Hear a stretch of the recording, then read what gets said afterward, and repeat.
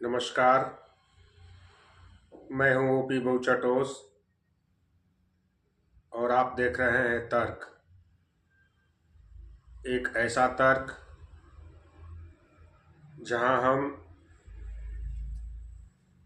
तमाम विषय वस्तुओं पर एक तर्कपूर्ण निष्कर्ष तक पहुंचने की कोशिश करते रहेंगे। यह हमारे चैनल का, जिसका नाम तर्क है, पहला वीडियो है। अतः किसी भी विषय वस्तु पर तर्क और निष्कर्ष तक पहुंचने से पहले हम आपको अपना एक संक्षिप्त जीवन परिचय साझा करना चाहते हैं।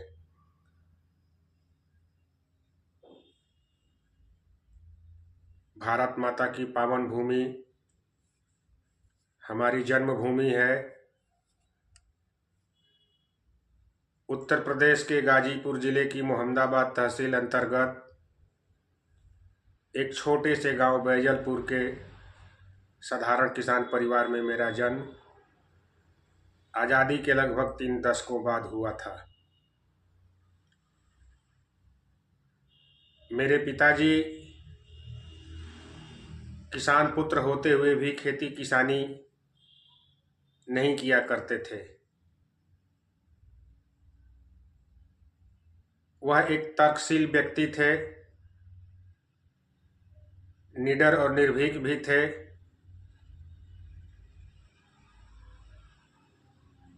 समाज में हो रहे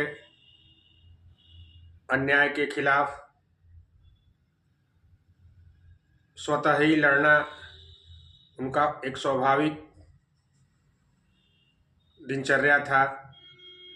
वह किसी के साथ भी हो रहे अन्याय के खिलाफ चट्टान की तरह खड़ा हो जाते थे। उनके इसी स्वभाव के कारण स्वयं अपने जीवन में तमाम तरह के संकटों का सामना करना पड़ा। विवादों से घिरे रहे, लेकिन फिर भी कभी झुके नहीं और हार नहीं माने। उनके इस जीवन शैली का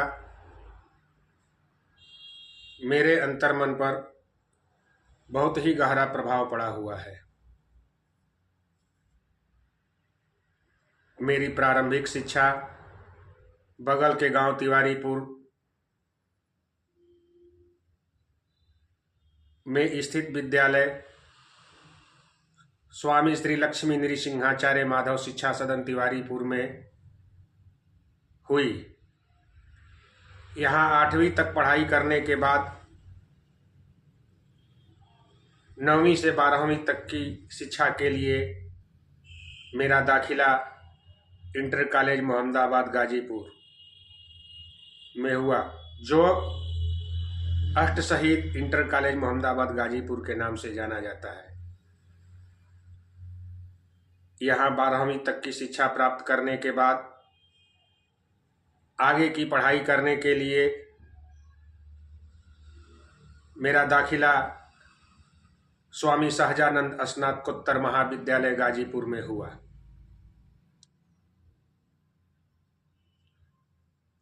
बीए की पढ़ाई 2 साल तक तो सामान्य रूप से चली। तीसरे साल की जब परीक्षा होने वाली थी तो मेरे पिताजी के जीवन में कुछ ऐसा उथल पुथल मचा जिसके कारण मेरी परीक्षाएं छूट गई, साथ ही हमेशा हमेशा के लिए मेरी पढ़ाई भी छूट गई।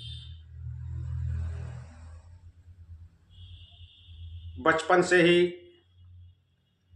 मैं चित्रकला बनाता था। चित्रों को बनाना, उसमें रंग भरना मुझे बहुत अच्छा लगता था। और मेरे बनाए हुए चित्र अन्य सभी लोगों को भी बहुत अच्छे लगते थे। जब मेरा दाखिला महाविद्यालय में हुआ तो वहाँ साहित्यिक एक वातावरण था, जिस वातावरण में साहित्य के तरफ मेरा मन आकर्षित हो गया। विभिन्न प्रकार के साहित्य को पढ़ना, सुनना और लिखना मेरे जीवन की एक दिनचर्या हो गई। मैं बहुत ख्याति प्राप्त कवि तो नहीं हो पाया, परंतु शुरुआती दौर में कुछ एक कवि सम्मेलनों और मुशायरों में मंच साझा करने का अवसर भी मिला, जहां मेरी व्यंग की शैली की कविताओं को लोगों ने बहुत पसंद किया, उसकी सराहना किया और मेरा उत्साहवर्धन भी किया। मेरी कविताओं से प्रभावित होकर मेरी भाषा भोजपुरी के कुछ गायक कलाकार मुझसे मिलने लगे और अपने लिए भोजपुरी गीत लिखने के लिए प्रेरित करने लगे। मैं उनके लिए भोजपुरी गीत भी लिखने लगा, जो आज तक अनवरत जारी है। कुछ समय बीतने के बाद मेरे मन में एक विचार आया कि क्यों ना गोस्वामी तुलसी जी द्वारा रचित श्री रामचरितमानस का भोजपुरी रूपांतरण किया जाए। और इसी विचार को लेकर मैंने श्री रामचरितमानस का भोजपुरी रूपांतरण शुरू किया। यह एक आसान काम नहीं था। लगभग 14 वर्षों की अथक परिश्रम के बाद अब तक मैं लगभग आधा से अधिक श्री रामचरितमानस को भोजपुरी में रूपांतरित कर पाया हूँ, जिसका नाम श्री राम कथा रस है। आगे भी जो शेष रूपांतरण है वो भी हो ही जाएगा, ईश्वर की कृपा से, ऐसा मुझे विश्वास है। हमने एक ऐसे कालखंड में जन्म लिया है जिस कालखंड ने चमत्कारिक रूप से राजनैतिक व वैज्ञानिक परिवर्तन देखा है। यहाँ आज के दौर में अपने विचारों को आदान प्रदान करने के लिए तमाम तरह के सोशल मीडिया प्लेटफॉर्म उपलब्ध हो चुके हैं। तो अब मेरे मन में विचार आया कि क्यों न एक अपना भी प्लेटफॉर्म तैयार किया जाए सोशल मीडिया के जरिए, और देश समाज के हित में अपने विचारों को जन जन तक पहुंचाया जाए। इसी क्रम में हमने एक चैनल का निर्माण किया है जिसका नाम है तर्क। इस चैनल के माध्यम से विभिन्न प्रकार के सामाजिक, राजनैतिक, धार्मिक या जीवन से जुड़े हुए किसी भी पहलू पर हम अलग अलग वीडियो के माध्यम से तर्कपूर्ण तरीके से निष्कर्ष तक पहुंचने की कोशिश करेंगे। अनसुलझे सवालों का उत्तर ढूंढने की कोशिश करेंगे और आपसे साझा करते रहेंगे।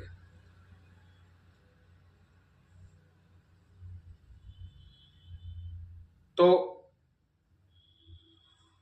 आपसे प्रार्थना है, आग्रह है कि हमारे इस चैनल तर्क को सब्सक्राइब कर लीजिए और हमारे तरफ से आग्रह करके अपने इष्ट मित्रों से भी सब्सक्राइब करा दीजिए,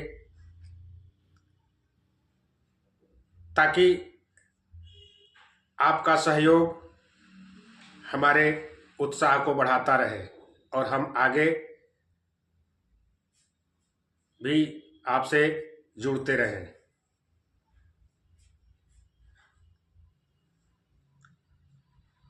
ये हमारी पहली वीडियो है, स्टार्टिंग वीडियो है, तो इसमें ज़्यादा कुछ न कहते हुए चलते चलाते मैं सिर्फ इतना ही कहना चाहता हूँ कि विश्व के कोने कोने में शांति होनी चाहिए। विश्व के कोने कोने में शांति होनी चाहिए। बम बारूद घातक हथियारों से नहीं, कलम से क्रांति होनी चाहिए, कलम से क्रांति होनी चाहिए। इन्हीं शब्दों के साथ मैं अपनी आज की बात को यहीं विराम देता हूं और पुनः आपसे आग्रह करता हूं कि हमारे इस चैनल को सब्सक्राइब कर लीजिए और मेरी तरफ से आग्रह करके अन्य लोगों से भी सब्सक्राइब करा दीजिए तथा समय समय पर लाइक शेयर कमेंट भी करते रहिए। फिर मिलते हैं अगली वीडियो में किसी नए विषय वस्तु के साथ। तब तक के लिए नमस्कार।